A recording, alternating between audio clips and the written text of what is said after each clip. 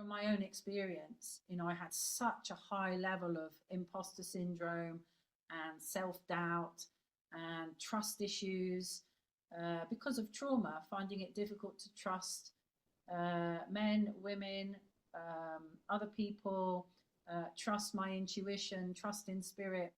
It was just a massive block for me that it took a long time for me to unravel that, you know.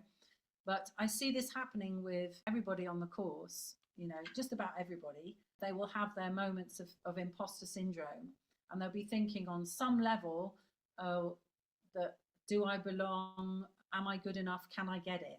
You know, everybody's bound to have those moments, shaky moments at some point. And it's just part of being the wounded healer, part of the fact that anybody who wants to be a facilitator of healing is bound to be carrying some wounds. And that can in some way mean that we question ourselves, we doubt ourselves. Now, in some ways, it can be helpful because it can keep us humble. So we don't go into it with a level of arrogance of thinking we know it all and we've got it all and that kind of thing. But on the other hand, it can really get in the way because it can bring us into our heads and our egos, because the ego can either be telling you you're better, or the ego could be telling you that you're inferior. So, and either way, the ego is only going to get in the way.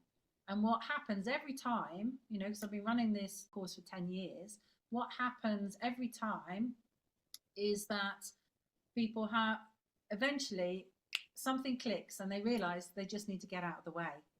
They need that doubting, self-doubting, insecure part of them to just park. I would say park your process, you know, do one, get out of the way, and then their healing ability will just naturally start to blossom. And that's when the real healing happens. But it's so astonishing for me to see people who turn up, you know, and they don't have, at first, they don't really have any idea of how to hold space even, and, you know, unless they've had experience before, and, you know, where to put their hands, how to channel, how to, you know, who their spirit guides are. They might not know any of that.